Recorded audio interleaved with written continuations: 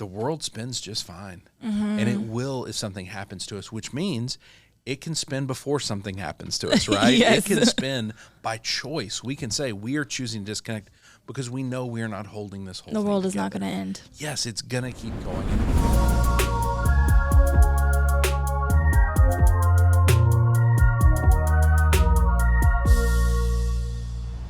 Hey everybody, welcome to the Leader Lab. This is Leadership Shorts, quick thoughts to help you level up your leadership. My name is Chad Wright. I'm the founder of Forward Partners, and I'm joined by my partner in podcasting, Emily Graysdale. EGD, what are we talking about today? Last episode, we talked about when it's okay to be a selfish leader. Yes, and there are times it is okay to be a selfish leader. Right. Yeah. Focusing in on our rhythm. If we're selfish in our rhythms, we can be sustainably selfless, Yes. right? So we have a longer bandwidth for that. Yep. Part of that rhythm is learning to truly disconnect when we do. Yeah. So how can we do that? How can we learn to do that? Because truly disconnecting, I don't know that it has always been easy, but in this day and age, it's really not easy. Right. So, yeah. You I got mean, a little it phone is. that Well, just and connects you when right you over there. think about it, it connects us to work and it connects us to the things that need to be done and all the people around us. It's also how we live our lives.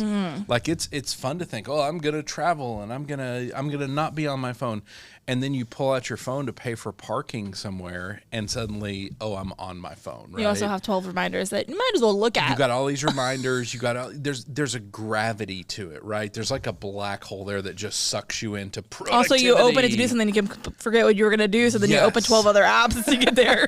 Yes, absolutely. And so that really is a problem that we run into is we genuinely don't know how to disconnect. And so if we are going to choose to be a selfish leader so that we can be sustainably selfless, Right. part of that is modeling disconnection, because through disconnection, we're going to find so many different benefits. We're going to find the ability to create space to think, to come up with new ideas and new directions. Quiet. Oh my gosh. We've got to learn to love quiet. And anybody, I think something about having kids makes you learn to value quiet a lot more than you used to. My guess is you've You're like, got oh, I really did like that. I Yes. just didn't realize it was happening. naps. You remember when we were little? Oh, a nap was the devil. Both my kids decided they don't want to nap anymore. Of course. Yeah. It's a sad moment. Yes, because naps are so vital, especially as we get older. Yes. But I think we have to learn how to disconnect, and we really kind of need a framework to do that. And so we often start with, why are we not disconnecting? What's not going well? And so the first thing we want to think about is kind of a three-part framework. The first piece is to empower your people. If you are truly going to disconnect, you have to trust that your people have got it while you're gone. You really do have to have that base trust to go, okay, it's okay for me to disconnect. Right. They can make decisions on their own when you're there, so they're also Yes. capable of doing it when you're not Yes. there. And we talk about fear all the time in terms of how it holds us back, right? And so if your fear is telling you your people don't have this, then you're never going to truly disconnect. You're always going to trust them to have one it, foot yeah. in that work world. Yeah. And so really we've got to empower our people, because the thing is, they're not going to get to that point magically. If we are the type of leader who micromanages, we're always involved in everything, we're at the center of all of it, we probably have not done a good job empowering our people. Yeah. And I can't remember if we've ever talked about this on an episode, but I remember a while back I had that, and this has been many, many years ago, where I went on vacation for like 8 days, and I got back so angry because I didn't get to disconnect, because my people kept asking questions, kept needing things. The reality was I hadn't empowered them. Right. And so step one, if we're going to truly disconnect, we've got to empower our people. Step two is we've got to deploy some humility. We really do have to start to realize that the world spins fine without us. And I know we've done some episodes about that and talked through it, because that is such a hard thing for us internally. Well, yeah, I think we want to be wanted and needed, and so then, Yes. but then we also want to be able to go on vacation, and we haven't really set it up to where we can do that. Yeah. Because then we leave and we're like, no, they're gonna need me, and it's like, you are needed, Yeah. but you can also take a break. Yes. And it will be handled. Yeah. Well, and it goes back to that old thing where they talk about, well, if you died tomorrow, your company's going to replace you. They are. They're going to keep moving. They're absolutely going to find a way. I was talking to a gentleman yesterday who was in the Army for like 25 years, and he said it was so hard for him to realize that after 25 years of investment, he walked out the door, they took his key card, and he was just gone, and the train of the Army moves on. Just keeps right? going. It just keeps going. The world spins just fine, and it will if something happens to us, which means it can spin before something happens to us, right? Yes. It can spin by choice. We can say we are choosing to disconnect because we know we are not holding this whole The thing world together. is not going to end. Yes, it's going to keep going. And so that gives us freedom to do that. And by the way, by truly disconnecting and establishing those rhythms, there's a chance we don't hit the breaking points we talked about a few episodes ago. Right, and I have to take significantly much more time off. Yes. So empower your people, deploy humility to know the world's going to spin without you just fine. And the last piece is we genuinely have to learn to see rest as an investment. Mm-hmm. Again, psychologically, this is really hard. It's not a waste of time. It is not. When on a Saturday, when I'm off and I've worked all week and I sit down and I choose to play video games for a couple hours, that's not a waste of time. Right. That is intentionally It is productive. choosing to do something productive, because what it's doing is bringing life back to me. Right. Because there's going to be multiple meetings the next week that I need to be my best. I need to be able to genuinely do what I'm designed to do. Mm-hmm.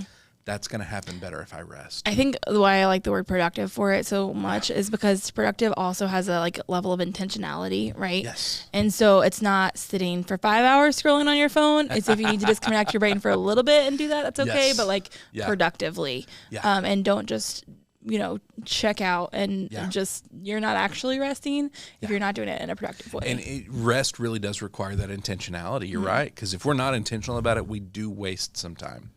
We can, if I play 2 hours of video games, it brings life back to me. 8 hours in a row, not restful. It's exhausting, actually. And so it has the opposite effect. And so that intentionality piece is really a key. Right. And it's different for everyone. You just got to figure out what gives the life back to you specifically. Yeah. Well, and when you think about rest is an investment, we have to be intentional with investments. You know how you don't get rich? Just randomly throw money into investments. Yes. I don't know. This one hasn't worked in the past, and I'm just going to keep doing it. I'm just going to keep throwing it in there. We'll see what happens. Eventually. That's not a way to wealth, is my guess. That's so you're just hoping the lottery hits at that point. And so if rest is an investment, we have to be intentional about how we actually invest it to get the return we're after. Right. But if we don't see rest as an investment, if we don't see it as productive, we're not actually going to disconnect, because we're going to feel like we're wasting time. And we all know we need... It's lazy. We don't have enough time, and we can't be lazy. And so we're taught these things. And so really to disconnect, we're going to have to learn to see it that way. And really understanding that there are so many benefits that come from disconnection, those new ideas, those new ways of thinking, the really usually novel solutions to the problems we're dealing with. It gives our brain time to noodle on things when it's not focused. When your brain is zeroed in on a problem, you're almost never going to discover a great solution to that problem. Right.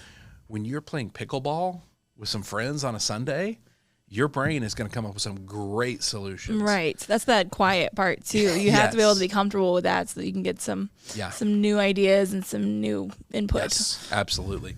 Leaders, if you have ever struggled to disconnect, and I've been there, where you felt like you were the center of everything. And again, we talk about you don't need to take the whole weight of the world on your shoulders. If it feels like that, it is usually a sign you are not disconnecting well. You're not resting well. And so if you struggle with that, if you disconnect, the whole weight is going to collapse.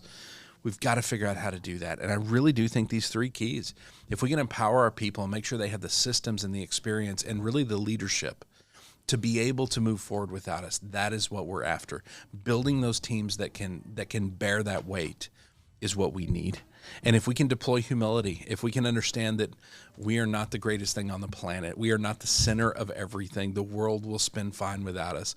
And usually when we start to disconnect, when we really do it for the first time, truly disconnecting, we come back with that revelation that, oh my gosh, the world does still exist and we can keep moving forward. And the last piece, if we will learn to see rest as an investment and truly treat it like an investment, make sure that investment is producing, it's productive, it is getting the return we are after. We have to be intentional. That is not going to happen by accident. And if we can take those three things and learn to disconnect, we are going to come up with better ideas. We are going to be able to rest. And honestly, we are going to be able to really show a better way for our people to teach them how to do this. Because if we're connected 24/7, they're going to think that's what they need to be. And so when we are resting, whether it's a weekend, a vacation, whatever it is, we have got to truly disconnect. All right, if someone is struggling to disconnect and needs some ways to think about it, some new advice, some insight on it, where would they email us at? They can email us at lab@forwardpartners.net. lab@forwardpartners.net. If they want to find us online on all the socials where we're putting out leadership content constantly, where would they find that? At Forward Partner. At Forward Partner. We are committed to giving away everything we teach, everything we know, and really everything we're learning as we're on this journey. Mm-hmm. Emily, thank you for joining us on this journey. John, thank you for producing. Wilco Workspaces, thank you for partnering with us on this podcast. We will see you next time right here in the Leader Lab for Leadership Shorts.